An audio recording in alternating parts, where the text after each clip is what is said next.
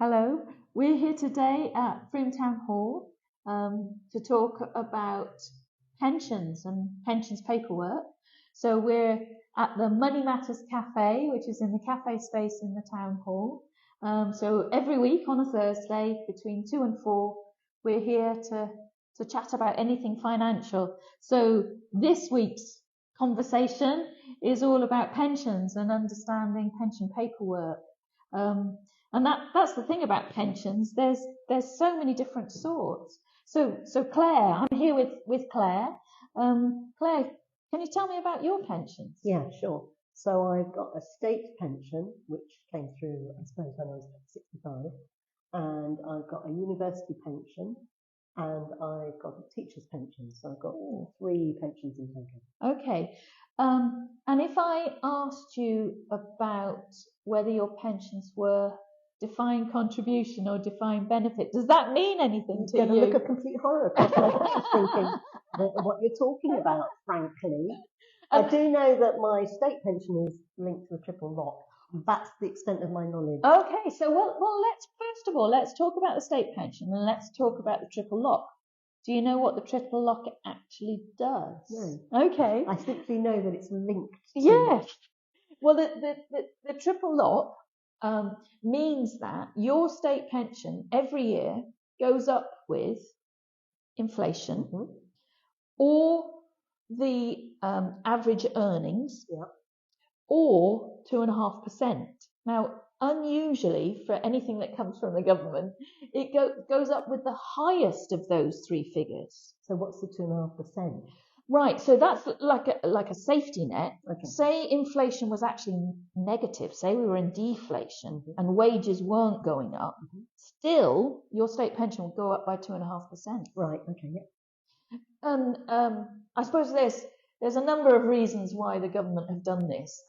Partly political, because the grey vote is so strong in this country. Not mine. but also, I'm not saying a thing, but also because there was a lot of pensioner poverty historically.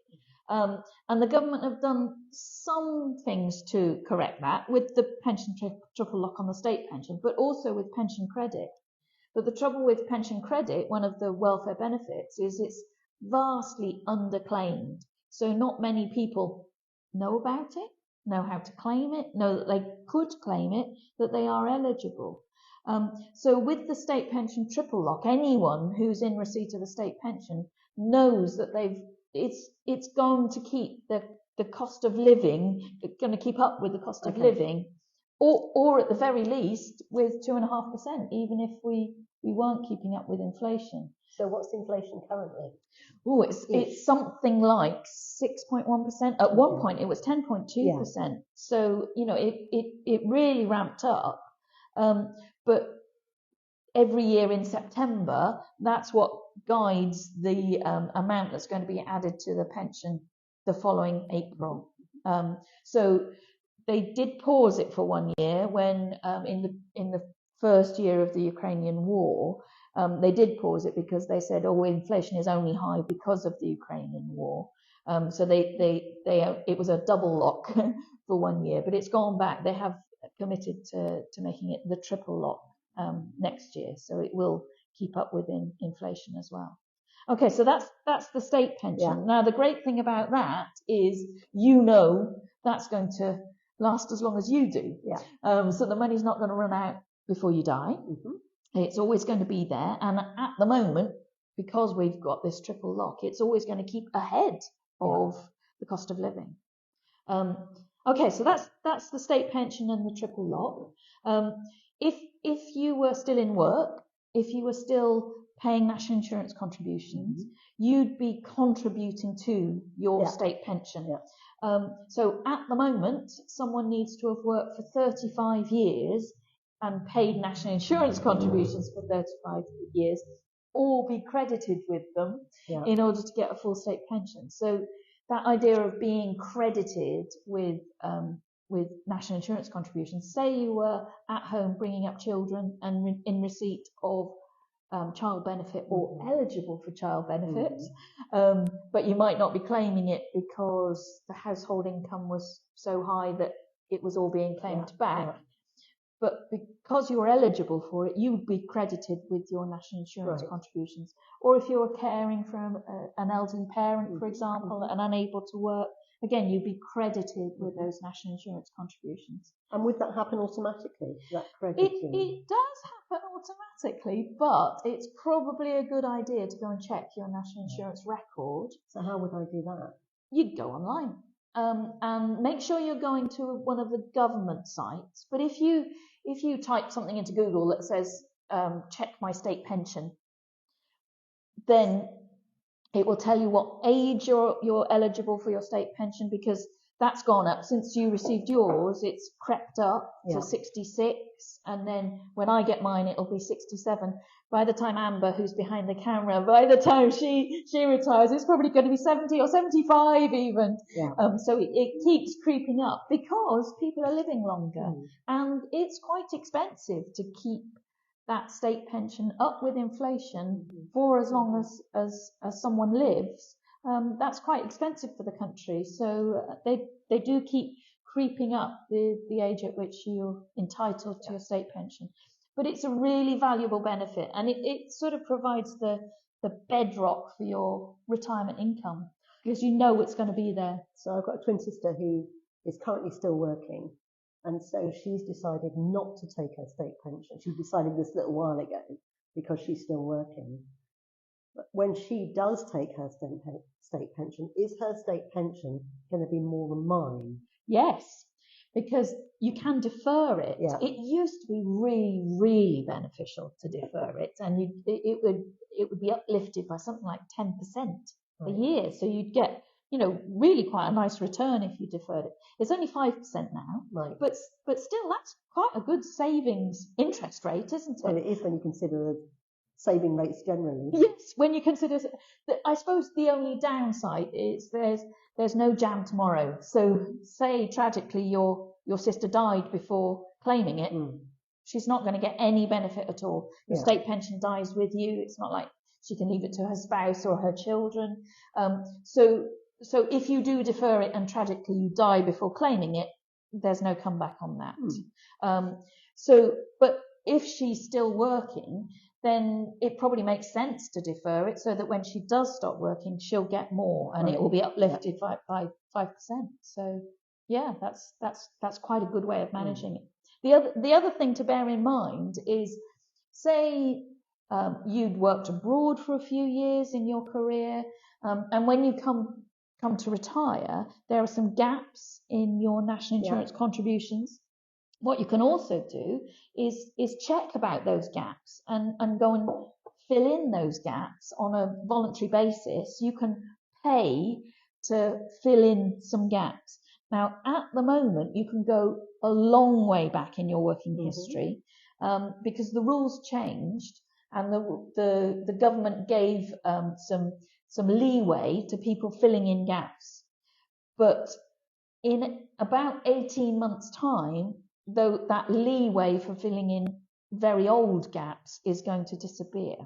And then you'll only be able to fill in gaps for the past 6 years. Right. So at the moment, for anyone who's probably over the age of 45, it might be worthwhile going and checking their national insurance history, see if there are any gaps, and applying to voluntarily fill in those gaps.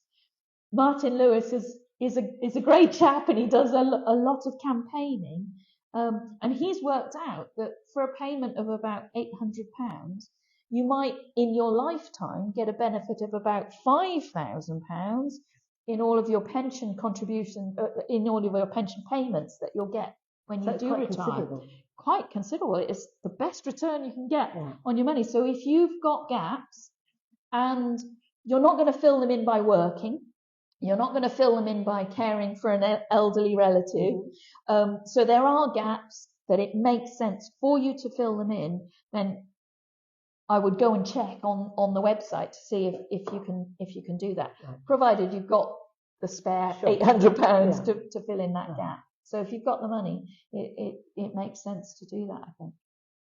So that's all about the state pension. But you talked about some other pensions yes, there. I've got a university pension and a teacher's pension. Yes, and I think both of those are what's called defined benefit pensions. What that means, they perhaps in history were called something like final salary pensions. Yeah. But that quite often changed. Rather than being your final salary and basing your pension on your last paycheck, would become like a career average pension. I think that's what happened with my teacher's pension. Yes, I think so too. So they became what's called care package. So career average revalued earnings. Yeah. So each year that you worked, a portion of your salary was put aside, if you like, for your pension. So over your career, you would get maybe 2/3 of your career average as a pension, revalued by inflation. So that's what the revalued earnings means. Mm-hmm. So every year, a portion of your salary put aside for your pension, uprated by inflation each year. And that's all taken at source. So I have nothing to do with it. So my gross income and my net income when I was working, the net income had already taken away everything for my pensions and any other contributions. So the real great thing about pensions is their taxation status. So you don't pay any tax on the money that gets put into your pension. Yeah. So it's from your gross salary. So it means that you pay less tax. And that works whether it's final salary pension or defined contribution pension. But so from a taxation point of view, but of course, if you get enough as a pension, you will be paying tax on it when you're drawing it, when you're actually receiving your pension. Even your state pension is taxable. So if all of your pensions combined put you over the taxation boundary, then you will be paying tax on your pension when you draw it. Okay, so defined benefit means that the benefit from your pension is defined at outset. Yeah. So when you get your pension statement, perhaps once a year, it's not going to go up and down in value. You're going to know exactly how much you're going to have to live on when you get to retirement, and the stock market's not going to affect it. It's probably, inflation's not going to affect it either. So it's uprated by inflation all of the time you're still working, and then still uprated by inflation when it's actually being paid to you. And also another real benefit of a defined benefit pension is your spouse, if you have one, will probably receive half of your pension if you predecease them. So if you go first, you can know that your spouse is still going to have some benefit from that pension after you've died. But that's where it stops. So there's no pension pot, if you like, to leave as part of your estate when you die.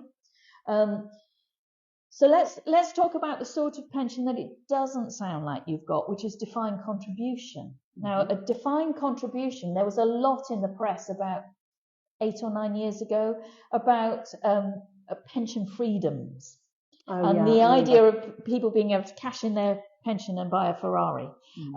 There were very, very few people who could cash in their pension and buy a Ferrari because, yes, you could cash in your pension, but then it would be taxed. It would be taxed as if you were receiving all of that money as income in the year that you cashed it in. So if people did do that, if they cashed it all in, it might put them certainly into the taxation bracket, possibly into the higher taxation band, maybe even into the additional taxation band. So they might end up paying 45, maybe 50% tax on their pension that they've received. So it's not a good idea to cash it all in 1 year, because a pension is designed to give you a retirement income for the rest of your life.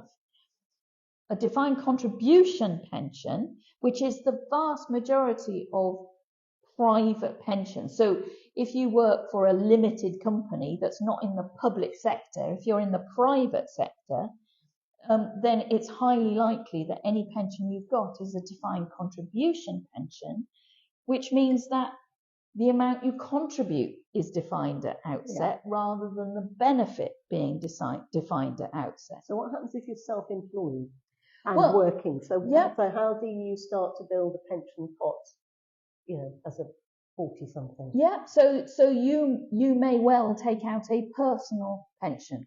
So you would decide, I want to contribute a certain amount every month into my pension. So anyone can have a personal pension. You don't have to be employed.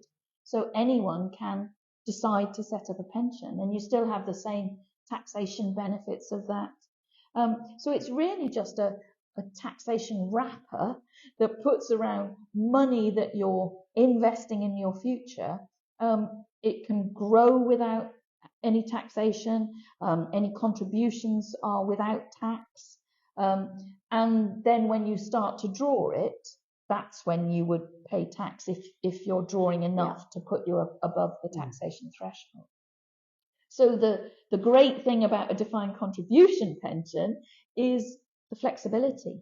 So now with these pension freedoms, you can decide that, well, this year I want to go on an extra special holiday because I've got a nought at the end of my birthday, and I want to go on a 3-month world cruise. I want to take more out of my pension this year to pay for that.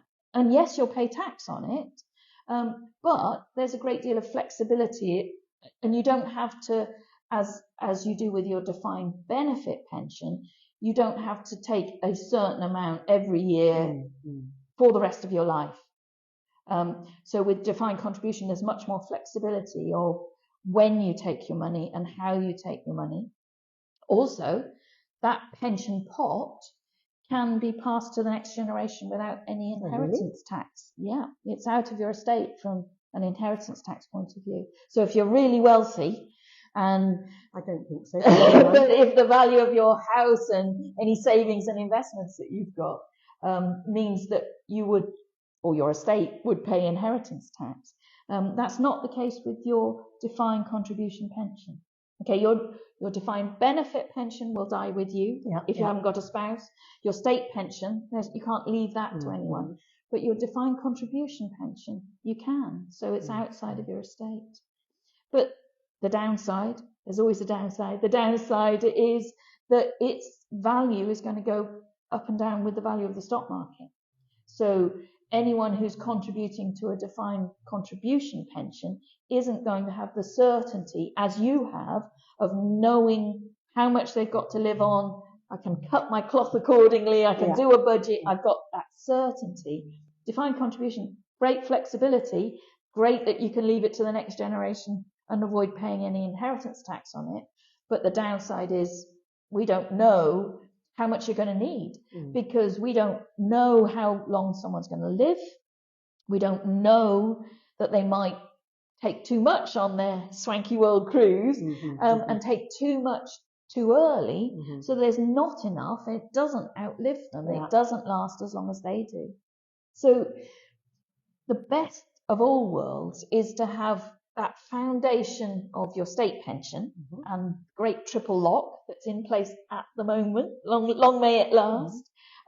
Then we've got defined benefit pensions that again go up with inflation and are going to outlive you.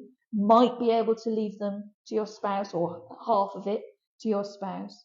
And then the icing on the cake, if you like, is your defined contribution pension that gives you flexibility of being able to take it as and when you need it, but without taking so much that you're left with no money to last you. Amber's got a question.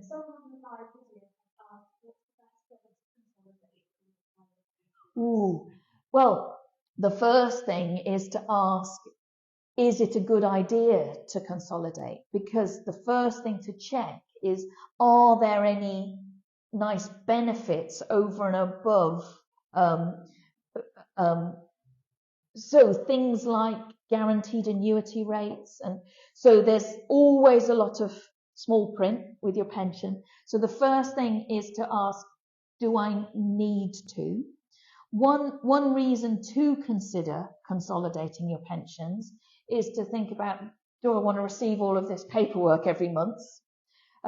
Would I be better off just having one set of paperwork? I think if you're going to think about consolidating pensions, is to think about, when should I do it? If you can put up with the paperwork, it might be a good idea to just leave them until you come to the point of wanting to retire. And then at that point, look at whether it's worthwhile combining them all together.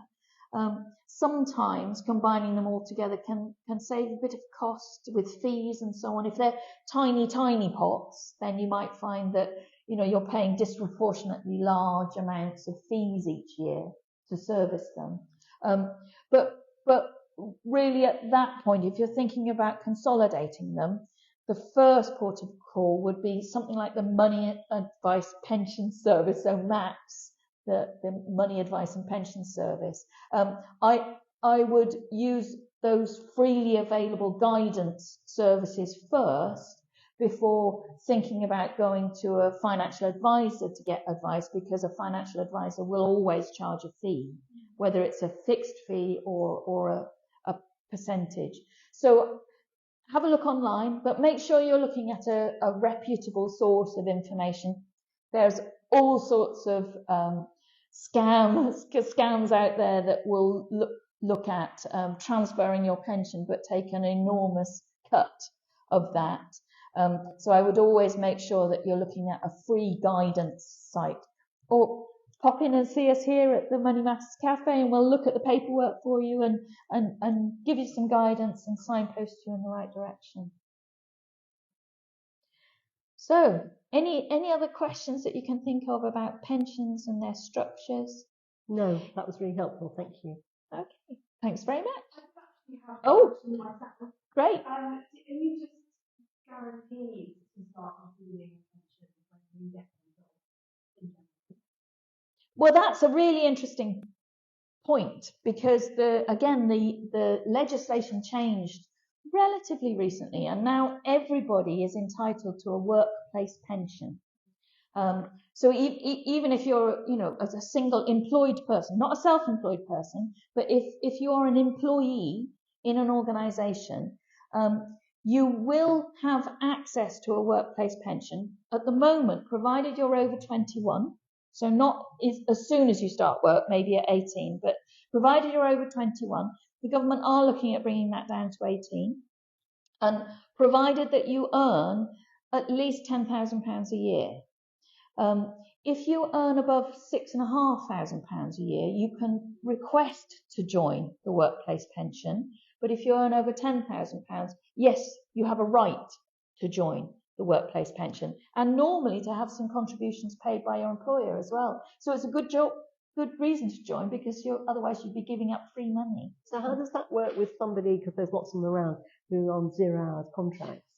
That's the trouble. If you don't earn in one particular job more than £10,000, then you're not going to have a pension with that job, and then you've got another job where you're not earning £10,000, you're not going to have access to a pension. So you might in total be earning more than £10,000, but no one job gives you access to a pension. So a slightly less scrupulous employer could make sure that their employees never reach that threshold. Exactly that. Yes.